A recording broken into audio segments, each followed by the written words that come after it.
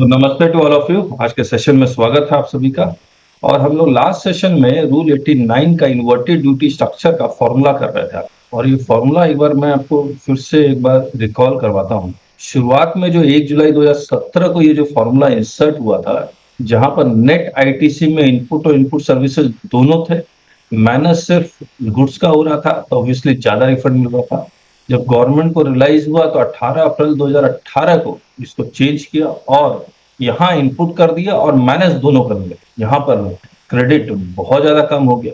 फिर इन्होंने और ये प्रोस्पेक्टिव इफेक्ट से किया 18 अप्रैल। इसका मतलब 1 जुलाई 2017 से 17 अप्रैल 2018 तक करीब करीब जुलाई अगस्त मतलब 1 साल तक रहा ही, 1 साल। हाँ, उसके बाद उन्होंने इसी फॉर्मूला को रेट्रोस्पेक्टिव इफेक्ट कर 1 जुलाई 2017 से 13 जून 2018 को एक नोटिफिकेशन ले गया है।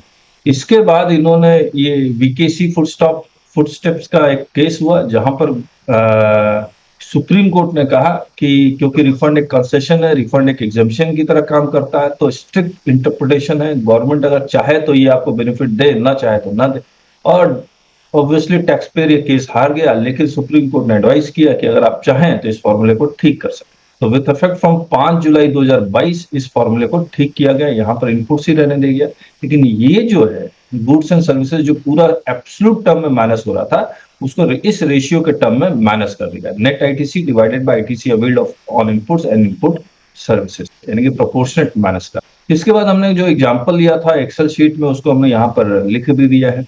Input services, yes, capital goods इतना, आउटवर्ड सप्लाई लिख दिया, inverted duty turnover of goods, inverted duty turnover of services, other turnover of goods, other turnover of services, जिसमें इन्वर्जन नहीं लगता। तो जो फॉर्मूला है वो फॉर्मूला हमने 1 जुलाई 2017 से 17 अप्रैल 2018 तक में जो लगाया है, वो ये वाला फॉर्मूला लगा। इनपुट और इनपुट सर्विसेज दोनों, यानी कि यहाँ पर turnover of inverted rated supply of goods, तो turnover of inverted rated supply of goods 100 divided by total turnover, यानी कि 300 प्लस 50 प्लस 50 400 इनटू, यहां पर ये कह रहा है इनपुट एंड इनपुट सर्विसेज, इसका मतलब 54 प्लस 18 यानी कि 72 minus tax payable on such inverted rated supply of goods, जो आ गया 50, तो 39 रुपीज का रिफंड मिल रहा। फिर 18 अप्रैल 2018 से लेकर 12 जून 2018 तक, यहाँ 13 जून 2018 से इन्होंने रेट्रोस्पेक्टिव किया, लेकिन जब तक रेट्रोस्पेक्टिव नहीं था तब क्या हुआ, 300-400 तो सेम रहा, लेकिन ये जो था ये सिर्फ इनपुट्स लेंगे, यानी कि सिर्फ 54 रुपया लेंगे, तो सिर्फ 54 रुपया लिया। और जो माइनस किया गुड्स एंड सर्विसेज, दोनों को काट, दोनों को गुड्स एंड सर्विसेज, तो गुड्स एंड सर्विसेज यहाँ पर हमने कुछ गड़बड़ कर दिया। अच्छा, यहाँ सर्विसेज है नहीं, इसको भी एक बार हम लोग 1599 तो नहीं, जीरो नहीं कर सकता, क्या किया जाए, ये ठीक है। और 15-18 कितना हो गया, 33 कितना होगा, कैलकुलेट करके कोई बताएगा।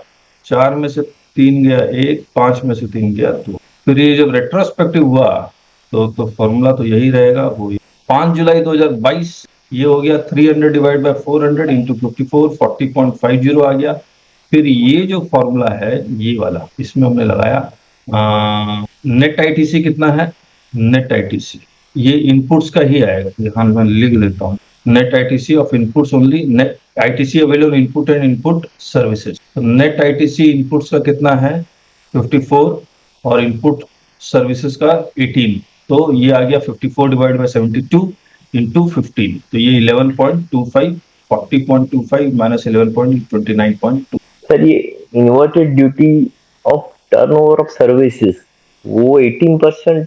अच्छा, यहाँ 12 या 5 ले लीजिए, 5 ले लो, 5 या 12 दोनों में से कोई 5 ले लीजिए। नहीं, मैं अभी नहीं चाह रहा हूँ कि ये इन्वर्जन इसके कारण हो, तो फिर वहां पे इन्वर्टेड ड्यूटी लिखा है ना, इन्वर्टेड नहीं आएगा, फिर इन्वर्टेड नहीं आएगा।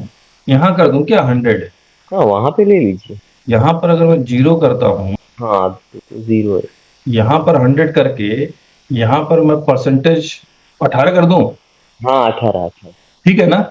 हाँ तो जितेंद्र जी ने कहा कि ये जो फॉर्मूला आया है turnover of inverted rated supply of goods and services, अगर इस पूरे फॉर्मूले को अगर डिफरेंसेस देखा जाए तो ये turnover of inverted rated supply of goods and services, और यहाँ भी गुड्स एंड सर्विसेज शुरू से था ना, goods and services I think नहीं, शुरू से नहीं था।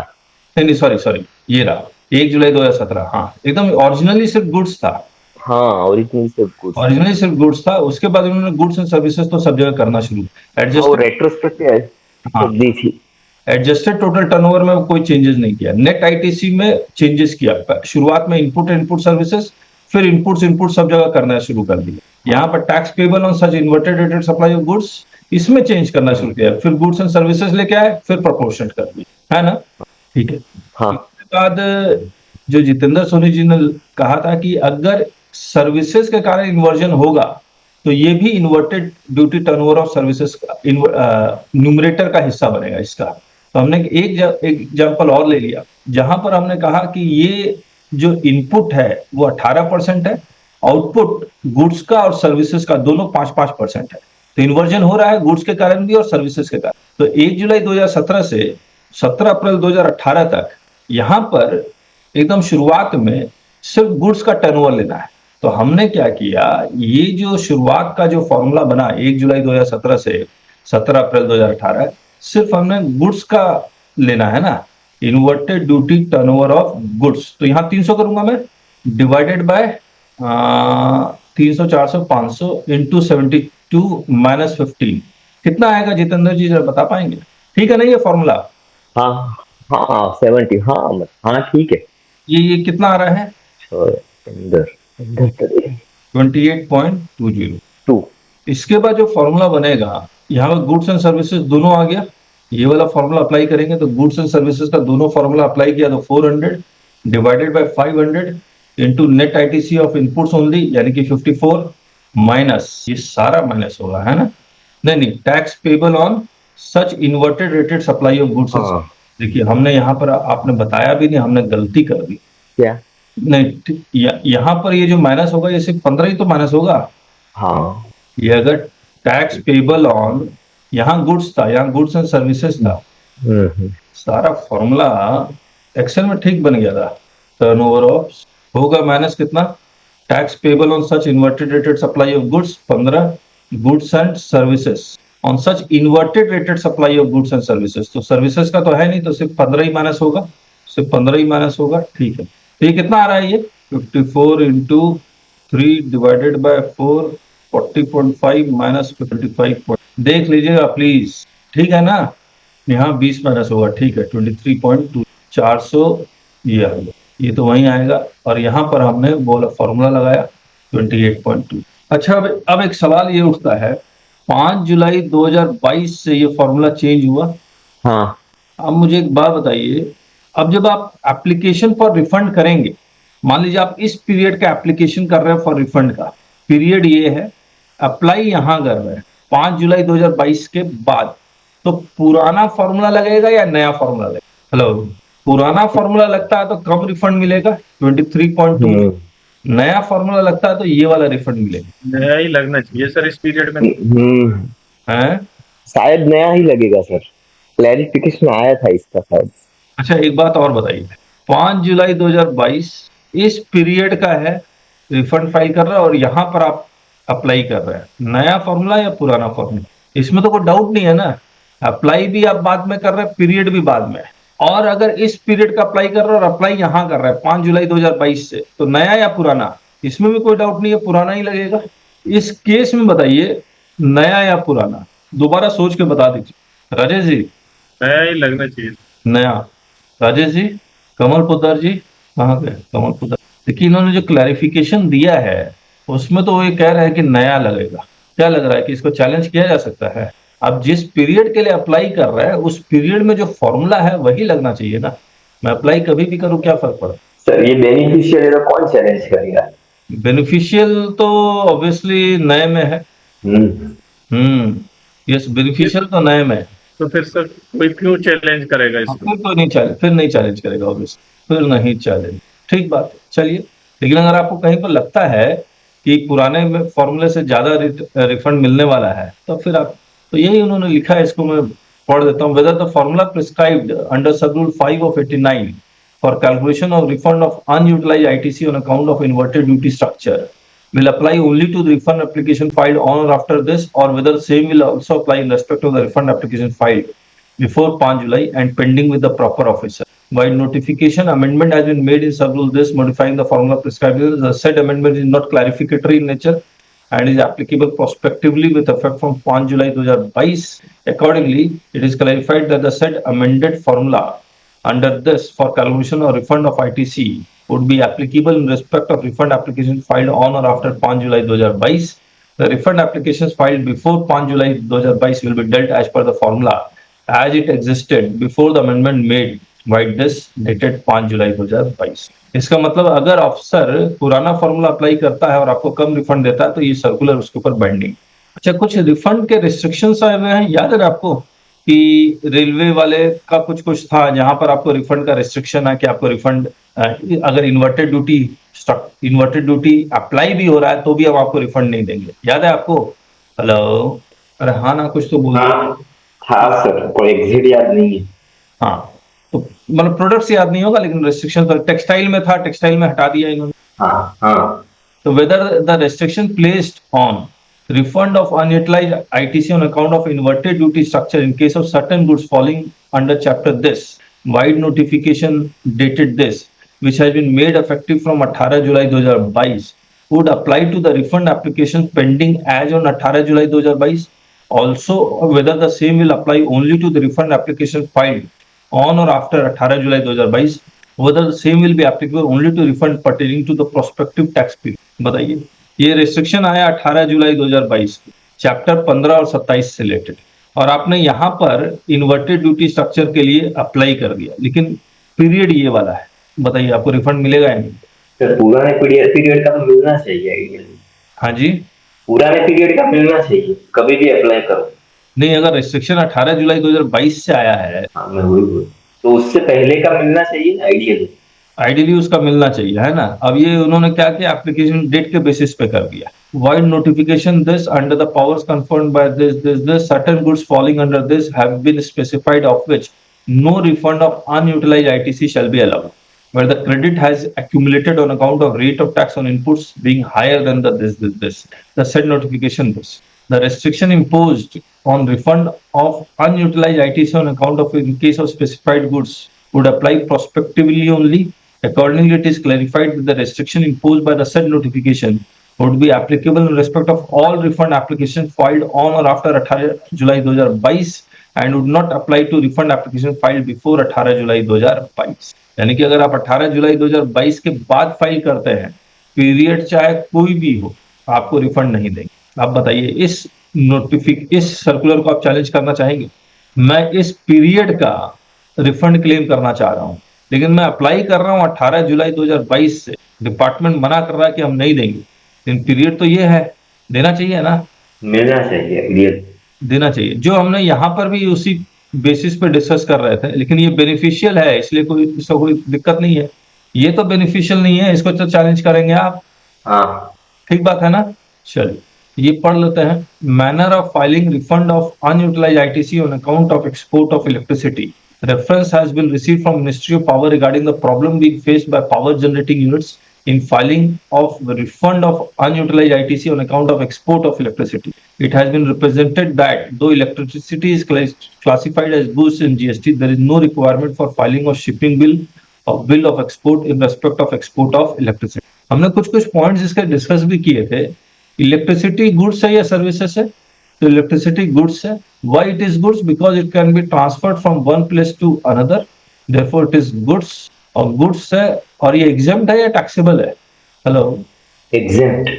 ये एग्जेम्प्ट है, इस पे जीएसटी नहीं लगता है। और अगर एग्जेम्प्टेड गुड्स अगर एक्सपोर्ट होगा तो जीरो रेटिंग का बेनिफिट मिलेगा या नहीं मिलेगा? एग्जेम्प्टेड गुड अगर एक्सपोर्ट होगा तो जीरो रेटेड सप्लाई का बेनिफिट मिलेगा या नहीं मिलेगा? यस।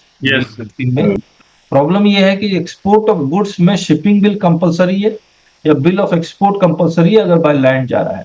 दोनों ही फाइल नहीं होता। जब ये दोनों ही नहीं फाइल होता है तो इसको एक्सपोर्ट किस बेसिस पे मानेंगे? सर्विसेज के बेसिस पे। तो इसके लिए सर्विसेज पे मान नहीं सकते, इसलिए इन्होंने एक नया सर्कुलर निकाला, नया तरीका बताया। However, the extant provisions under Rule 89 provided for requirement of furnishing the details of shipping bill of export in respect of such refund of unutilized ITC in respect of export of goods. Accordingly, clause B has been inserted in 89 sub-rule 2 and statement 3B has been inserted in RFD 01. Wide notice in order to clarify various issues and procedures for filing of refund claim pertaining to export of electricity. The board, in exercise of its power conferred by this, hereby prescribes the following procedures. Filing of refund application. Till the time necessary changes are carried out on the portal, the applicant would be required to file the application for refund under any other category electronically in, in RFD 01 on the portal. In the remark column of the application, the taxpayer would enter export of electricity without payment of tax. At this stage, the applicant is not required to make any debit from electronic credit ledger. अच्छा, क्यों नहीं करवा रहे credit debit? बाद में करवाएंगे लगता है. हाँ, बाद में करवाएंगे. एनी अदर कैटेगरी में जाएगा और उसमें लिखेगा एक्सपोर्ट ऑफ इलेक्ट्रिसिटी. तो कोई टेक्स्ट बॉक्स आता होगा, है ना? The applicant would be required to furnish oblique upload the details contained in statement 3B of form RFD 01 containing the number and date of the export of invoices, details of energy exported, tariff per unit for export of electricity as per the agreement. The applicant will also be required to upload the copy of statement of scheduled energy for electricity exported by the generation plants issued as part of regional energy account by Regional Power Committee Secretariat under Regulation 2L of CRC Regulations 2010 for the period for which refund has been claimed, and the copy of the agreement detailing the tariff per unit for the electricity exported. The applicant will also give details of calculation of the refund amount in statement 3A of GST RFD 01 by uploading the same in PDF format along with the refund application in RFD 01. तो काफी कुछ मांग रहे हैं.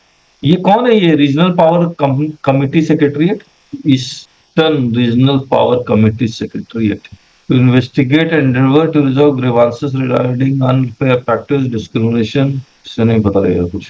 किसी को कोई idea क्या है ये? Regional Power Committee means a committee established by resolution by the central government for a specified region for facilitating the integrated operation of the power system in that region under section 25B. Relevant date for filing of refund. Time period of 2 years from the relevant date has been specified for filing the refund application. Electrical energy is in the nature of goods under GST and is exported on a continuous basis through the transmission lines attached to the land. Therefore, it is not possible to determine the specific date on which a specific unit of electricity passes through the frontier.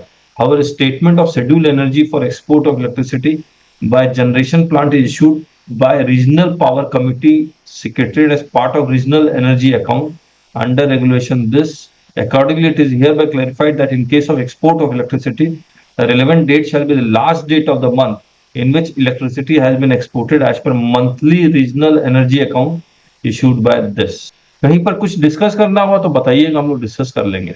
Processing of refund claimed by proper officer. Rule 89(4) provides for formula. वो formula ये है, ठीक है. The turnover would be calculated.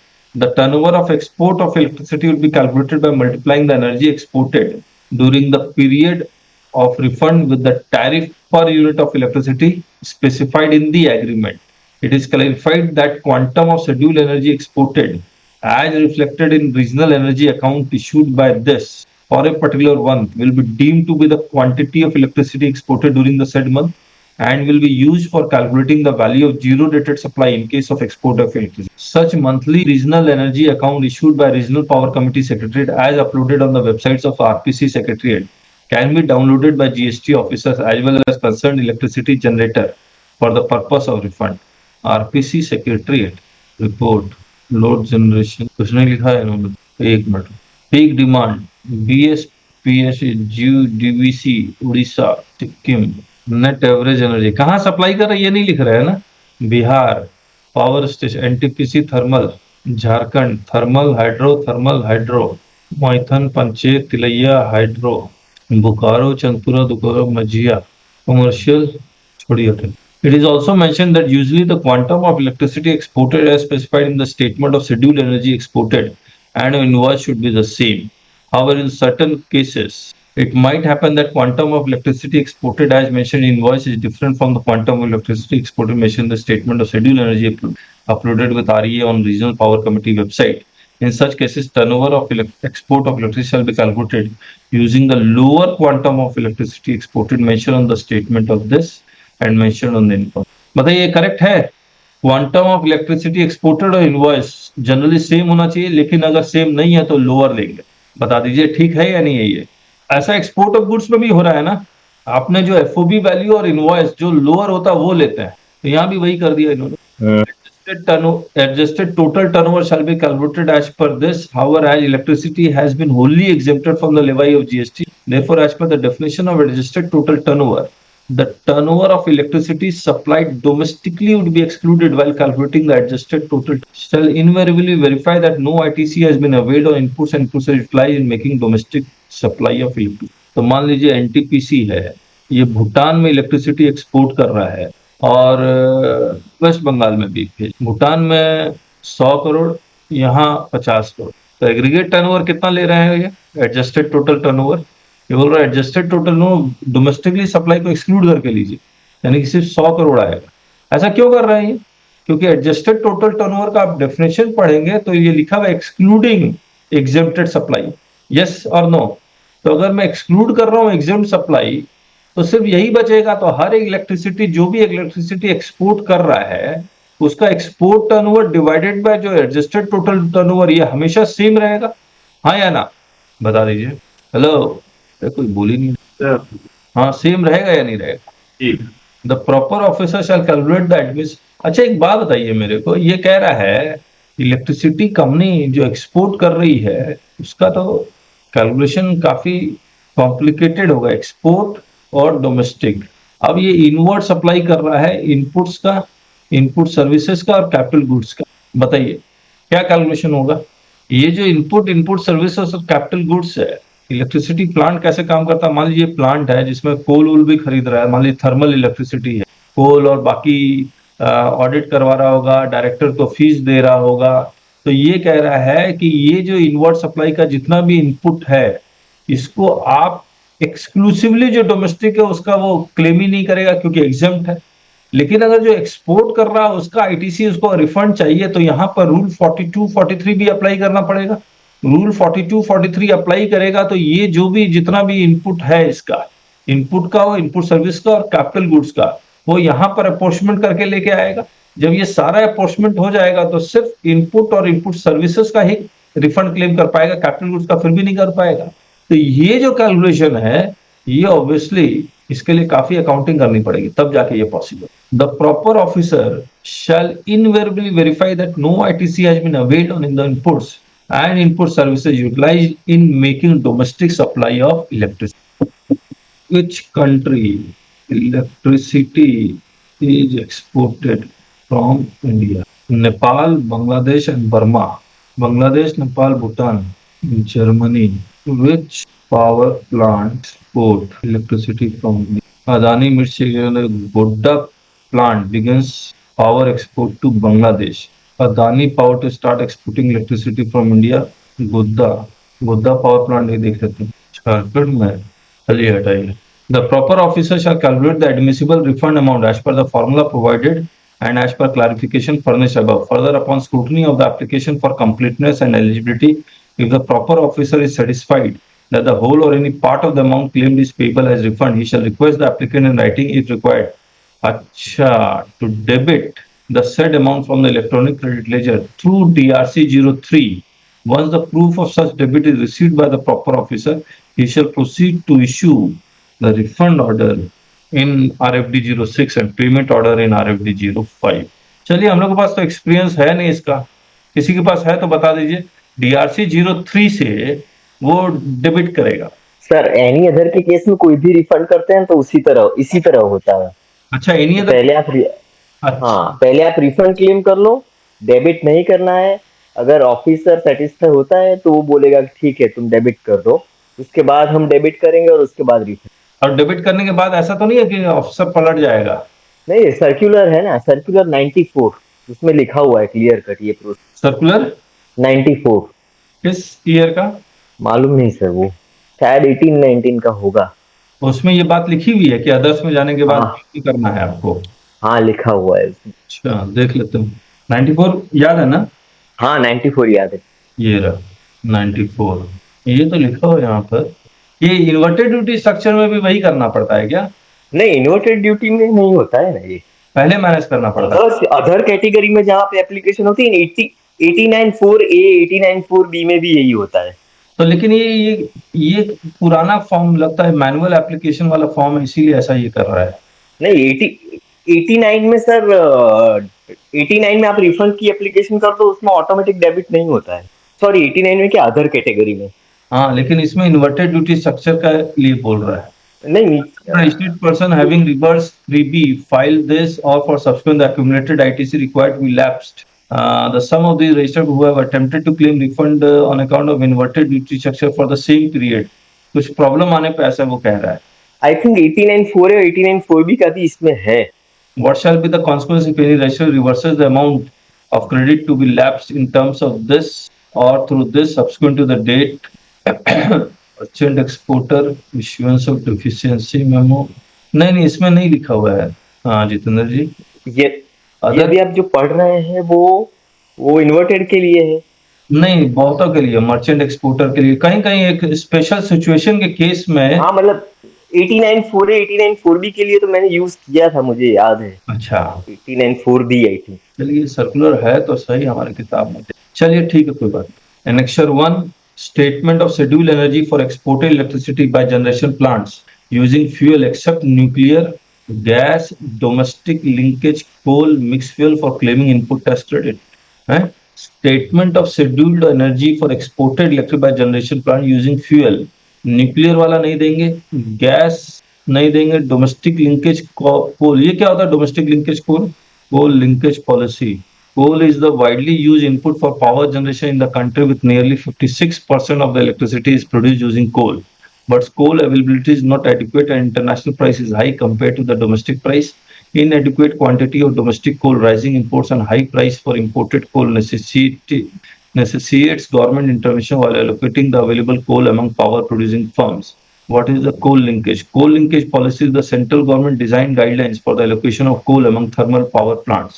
Central government designated the Central Electricity Authority to design and issue methodology for coal linkages. States who have assigned coal should follow these guidelines while allocating the assigned coal among their own generating stations, other state generating stations, central government station and independent power plants. Under the coal linkage policy, state coal's requirement would be clubbed and assigned to respective states or state nominated agency. Coal linkage would be awarded to designated state-owned power distribution companies.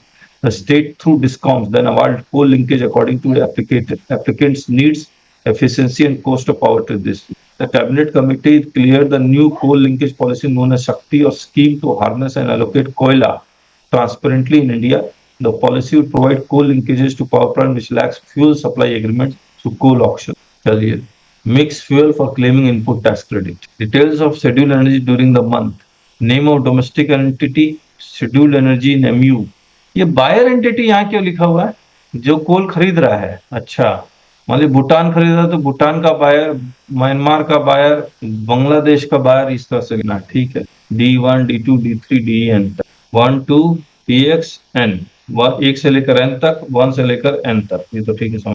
सब total domestic cell है, सब total of DL1 to D2N cross border. Okay, रुकिए, ये domestic supply है, ये domestic supply का detail है। सब टोटल ऑफ डोमेस्टिक है, सब total of this cross border, country 1 entity 1, country 2 entity 2, this इसका हो गया है।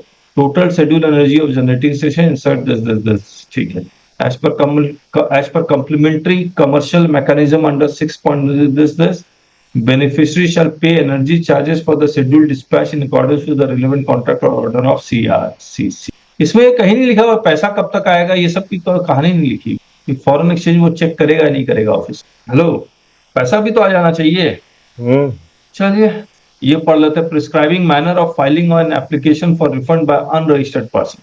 Instances have been brought to the notice where the unregistered buyers who had entered into an agreement or contract with the builder for supply of services of contract of construction of flats, builder, etc., and had paid the amount towards consideration for such service, either fully or partially, along with applicable tax, had to get the said contract agreement cancelled subsequently due to non-completion or delay in construction activity in time or for any other reason. In number of such cases, the period for issuance of credit note and account of such cancellation of service under the provisions of Section 34 may already have got expired by that time. In such cases, the supplier may refund the amount to the buyer after cases the amount of tax collected by him from the buyer. देखिए ये important है कि अगर flat construction of flat या builder इसका agreement cancel होता है तो क्रेडिट नोट से वो रिफंड कर सकता है, लेकिन क्रेडिट नोट इशू करने का टाइम पीरियड अगर एक्सपायर हो चुका है तो फिर वो रिफंड प्रिंसिपल अमाउंट करेगा और टैक्स का अमाउंट का रिफंड बायर को गवर्नमेंट से लेना पड़ेगा. सिमिलर सिचुएशन में arise in cases of long term insurance policies where premium for the entire period of term of policy is paid upfront along with applicable GST and the policy is subsequently required to be terminated prematurely due to some reasons. In some cases, the time period for issuing credit note under the provisions of Section 34 may have already expired and therefore the insurance companies may refund only the proportionate premium net of GST. Representations have been received requesting for providing a facility to such unregistered buyers recipients for claiming refund of amount of tax borne by them in the event of cancellation of the contract, agreement for supply of services of construction of flat building, or on termination of long-term insurance policy. It would be pertinent to mention that already provides that any person can claim refund of any tax and interest, if any, paid on such tax or any other amount paid by him by making an application before the expiry of 2 years from the relevant date in such form and manner as may be prescribed. Where the unregistered person has borne the incidence of tax and not pass on the same to any other person, the said refund shall be paid to him instead of being credited to Consumer Welfare Fund.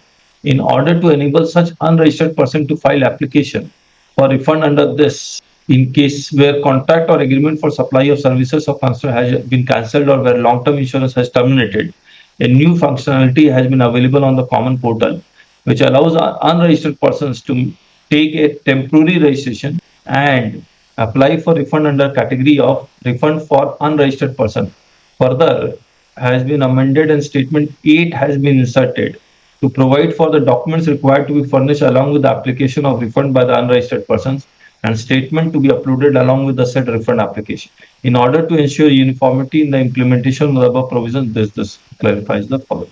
Filing of refund application. The unregistered person who wants to file an application for refund in cases where this has been shall obtain a temporary registration on the common portal using his PAN. While doing so, the unregistered person shall select the same state or UT where his or her supplier, in respect of whose invoice is to be claimed, is registered. The unregistered person shall select the same state or UT where his or her supplier, in respect of whose invoice refund is to be claimed, is registered. तो जहां का जिस state का supplier है उस state while the owner shall select the same state or UT in respect of whose invoice refund is claimed is registered. कहाँ select करना, किसी को कोई आइडिया? ये क्या चीज सेलेक्ट करने के लिए कह रहा है? अंडरगो आधार ऑथेंटिकेशन, ठीक है. Further the unregistered person would be required to enter his bank account details, ठीक है. In which he seeks to obtain the refund of the said amount claimed, the applicant shall provide the details of the bank account which in his, ठीक है. On the common portal, refund for unregistered person, statement 8 upload करेगा. The refund amount claimed shall not exceed the total amount of tax declared on the invoices in respect of which refund is claimed, ठीक है. Further, the applicant shall also upload the certificate issued by supplier. So invoice की copy, certificate along with the refund applicant. The applicant shall also upload any other document to support his claim that he has paid and borne the incidence of tax and the said amount is refundable to him. Separate application for refund have to be filed in respect of invoices issued by different suppliers. Further, where the suppliers in respect of whose invoices separate applications is referred to filed. तो एक बार registration लेगा उसके बाद different application file करेगा based on supplier. Further, where the supplier in respect of whose invoices refund is to be claimed are registered in different states or UT, the applicant shall obtain temporary registration. Bar temporary registration लेना पड़ेगा इसको. मिल जाएगा बार temporary registration. Same PAN same Aadhaar में बार temporary registration मिल जाएगा.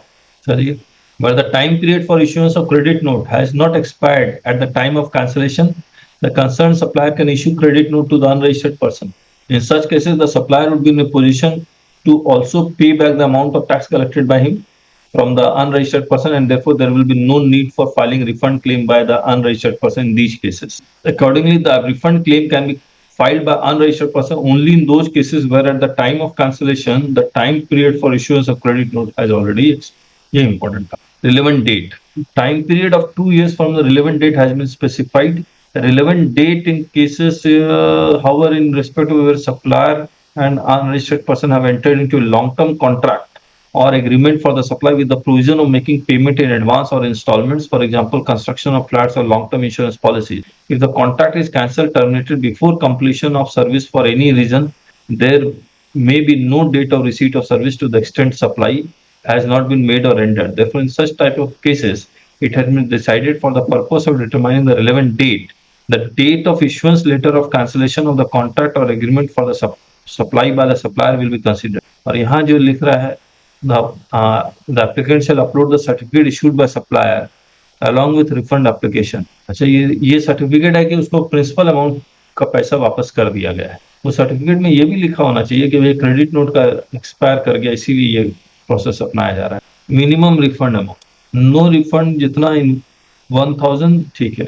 The proper officer shall process the refund claim filed by the unregistered person in a manner similar to other RFD 01 claim. The proper officer shall scrutinize the application with respect to the completeness and eligibility of the refund claim to his satisfaction. Issue the refund sanction order in RFD 06. Shall also upload a detailed speaking order. ठीक है. In cases where the amount paid back by the supplier to the unregistered person on cancellation is less than the amount paid by such unregistered person to the supplier, only the proportionate amount of tax involved in such amount paid back shall be refunded to the unregistered. ये एक important है. मान लीजिए total flat 50 lakh का, इस पे GST लगा मान लीजिए 5 लाख इक्वल टू 55 लाख. अब सप्लायर रिफंड कर रहा है सिर्फ 30 लाख, इतना ही रिफंड कर रहा है. तो 30 डिवाइड बाय 50 इंटू 5 लाख, इस प्रोपोर्शनेट अमाउंट का वो रिफंड, पूरा 5 लाख का रिफंड फिर भी नहीं दे रहा है कंप्लीट. तो ये हमने यहाँ तक कंप्लीट कर दिया. किसी का कोई सवाल है या कुछ पूछना है तो पूछ लीजिए. आज के सेशन में सर पूरे थके हुए थे हम लोग. हाँ, तो कल फिर करेंगे इस सेशन को. क्या है ये लेट नाइट तक का काम चलता था. आप लोग में बोला होता आज क्लास नहीं रखा होता, किसी ने कहा ही नहीं कुछ. अरे सर को देखने को भी टाइम नहीं मिला था, आपने लिखा हो. हाँ सर मैंने किया था ग्रुप में, रिफंड वाले में शायद आपने देखा ही नहीं. नहीं सर वो कल है ना, फिर से आप एक बार अच्छी तरह से वो इन्वर्टेड स्ट्रक्चर का जो विद अमेंडमेंट जो हुआ ना, वो एक बार रिवाइज कर दीजिए. कहाँ किसी ने कुछ नहीं लिखा है. अभी अच्छा ऊपर लिखा हुआ है कुछ ऊपर सर. कल थोड़ा इन्वर्टेड स्ट्रक्चर का जो है ना वो रिवाइज कर दीजिएगा एक बार. हाँ महेश जी ने लिखा है. चलिए दोबारा करेंगे, क्या करें. ठीक है, और बताइए कैसा रहा एक्सपीरियंस पूरा. सर ये मुझे लग रहा है कि ये आईटीआर रिटर्न फाइलिंग वगैरह जो है ना वो 2-3 साल में तो मतलब एसएससी खुद अपने एंड पे कर लेगा. फील्ड आ जाएगा पूरा. अच्छा एसएससी फील्ड आ जाएगा. हाँ क्योंकि सब देखो आने वाला है. एआईएस में तो सब आ गया है, सब ओएएस पुल कर देगा रिटर्न में, रिटर्न बना के भी दे देगा डिपार्टमेंट. हाँ अभी कुछ रहने वाला नहीं है प्रैक्टिस, ऐसा लग रहा है. हाँ ओके. हाँ जब बनी जाएगा सिर्फ ऑडिट वाला रह जाएगा फिर. बस ऑडिट वाला तो प्रीफिल इंटेलिजेंट टैक्सेशन बेस ही हो रहा है अभी सब कुछ. वो इनकम टैक्स जो है ना पूरा इंटेलिजेंट टैक्सेशन हो चुका है, आर्टिफिशियल इंटेलिजेंस से ही रन हो रहा है पूरा. हाँ, सारा इनकम कैप्चर कर ही रहा है, लेकिन बस ये है कि जो नॉन ऑडिट का केस है उसका balance sheet profit and loss account बनाना ये तो रहेगा. बस अब वो भी बाद में बन जाए क्या फर्क पड़ता है. वो भी क्या है, बराबर है. इनकम चाहिए उनको, इनकम से ले लेंगे और क्या. हाँ और वो मतलब सीए नहीं इन्वॉल्व होगा उसमें, तो एक कोई भी अकाउंटेंट इन्वॉल्व हो जाएगा, वो कर लेगा अपने आप. ऐसा भी कर सकता है, ऐसा बना देंगे वो लोग. हाँ ऐसा बैलेंस शीट ये सब मान लीजिए, बैलेंस शीट ये सब बनाना ही है तो कुछ वैसा टूल आ जाएगा, भर दीजिए बैलेंस शीट बन जाएगा. हाँ 2-4 साल में मतलब ऐसा लग रहा है कि ये प्रैक्टिस जो है ना इनकम टैक्स की जो लोग कर रहे हैं हाँ तो बिल्कुल खत्म होने वाली है. ऐसा नजदीक पे आ गए लोग, ऐसा मुझे लग रहा है. ठीक बात. क्यों करते क्या है, कुछ भी नहीं सर. डेटा तो आता नहीं, जो आता है 26 ईयर्स उठा के पढ़ लेते हैं लोग. पहले तो ढूंढना पड़ता था डेटा को, अब ढूंढना भी नहीं. ढूंढना भी नहीं, और परफेक्ट आ रहा है. 90% तो परफेक्ट ही है, एक्सेप्टेबल ही है. थोड़ा देर में ठीक हो जाएगा. बाकी लोग क्या बोल रहे हैं. हाँ बाकी लोगों का क्या ओपिनियन है इस बारे में. ठीक कह रहे दिनेश जी. तो आने वाला समय लिटिगेशन का ही है. बिल्कुल लिटिगेशन का, और लिटिगेशन में भी एकदम शार्प होना चाहिए बस. सबको यूट्यूबर बनना है आपके जैसा, है सबको यूट्यूबर बनना है आपके जैसा। यूट्यूबर बन के क्या- मतलब इस लाइन में अनटिल अनलेस आप एंटरटेनमेंट लाइन में हो तो यूट्यूब से आप करोड़ों कमा सकते हैं। जीएसटी लाइन में यूट्यूब मतलब यूट्यूब से यही मुझे फायदा ये हुआ कि मैं आप लोग तक पहुंच पाया। हाँ वो तो है सर, यूट्यूब में एसेस तो मिलता है ना, लोगों को पता चलता है हाँ कि सर, हाँ आप है ऐसा ऐसा ऐसा। हम लोग जुड़ पाए यूट्यूब के कारण ही जुड़ पाए, नहीं तो नहीं जुड़ ये बात। मतलब आने वाले समय में प्रैक्टिस का फटका लगने वाला है, ऐसा बोल सकते हैं सिंपल लाइन में। प्रैक्टिस का फटका लगने वाला है। ठीक बात। और जीएसटी सर, में सर ऐसे होगा, ई इनवॉइसिंग हो जाएगा तो फिर जीएसटी वन भी ऑटोमेटिक पुश हो गया जाएगा। ई इनवॉइसिंग जैसे हो जाएगा ना, आज वो जो अभी ऐप वो पाया नहीं है, वो जो परचेज इनवॉइस का एंट्री करते हैं वो सब बंद हो जाएगा। स्कैन की हाँ परचेज इनवॉइस का पूरा एंट्री हो गया। हाँ, तो आप वो भी। हाँ, जैसे ही परचेज इनवॉइस का एंट्री होने लगा, इसका मतलब सारा पेपर इनवॉइस खत्म हम्म। है ना। आप हाँ जैसे ही इनवॉइस जनरेट किया, सामने वाले पे जीएसटी, सामने वाले में तो आ ही जाता है 2A में, हाँ और वो 2A से कैप्चर करके वो इनवॉइस मतलब वो क्यूआर कोड से कैप्चर करके वो अपने अकाउंट में भी ले लेगा। हाँ। ये कितना काम खाली हो जाएगा। अब ये तो मतलब ये बहुत जबरदस्त होने वाला है, ऐसा लग रहा है यू टर्न होने वाला है। मुझे हाँ। नहीं लग रहा है सर, पूरा ये जो प्रैक्टिस जो लोग कर रहे हैं रिटर्न फाइलिंग का, जो भी लोग कर रहे हैं, इनके लिए दूसरा ऑप्शन ढूंढना जरूरी है। अब देखिए, मुझे याद है पहले जब फिजिकल शेयर्स था, हम्म कितने लोग उसमें काम कर रहे हैं, शेयर सर्टिफिकेट सिग्नेचर संभाल रहे हैं। अचानक से वो सारा गायब हो गया, हाँ, जैसे इलेक्ट्रॉनिक हुआ सब खत्म। सब खत्म, एक एक चीज खत्म हो गई। बिल्कुल। अब अलग वे में है, है। लेकिन वो जो अनस्किल्ड वर्कर थे वो सब खत्म हो गए। हाँ वैसे ही अकाउंट्स में होने वाला है। ये जितने हाँ अनस्किल्ड हैं, ये हाँ अगर वो अपने आप को एडुकेट नहीं करेंगे हाँ। तो वो भी खत्म। अभी तो सर क्या था कि आप 500 फाइल संभाल सकते थे, अब जब अकाउंट्स का जो स्किल्ड वर्कर जो है ना, अभी इतना नहीं संभाल सकता है। हाँ हाँ, आपको अपना स्किल, अपना एडुकेशन बढ़ाना ही होगा, तभी प्रैक्टिस और आगे बढ़े। और इनफैक्ट जो चार्टेड अकाउंटेंट, लॉयर, जो अकाउंटेंट इतने साल से प्रैक्टिस में हैं, हाँ वो लिटिगेशन उनको सीखना पड़ेगा। हाँ। आने वाला समय लिटिगेशन का हो जाए। अब ट्रिब्यूनल सेटअप होते ही देखिएगा कितना काम बढ़ेगा। हाँ यस सर, ओके। चलिए, वेडनेसडे मिलते हैं फिर। सर मनीष गुप्ता बोल रहा हूँ सर। हाँ मनीष जी, बोलिए। सर ये मेल में सर क्या डाला है सर, समझ में नहीं आया। प्रीमियम क्या डिस्काउंट 5 ईयर वेडनेसडे को डिस्कस करेंगे कल। वो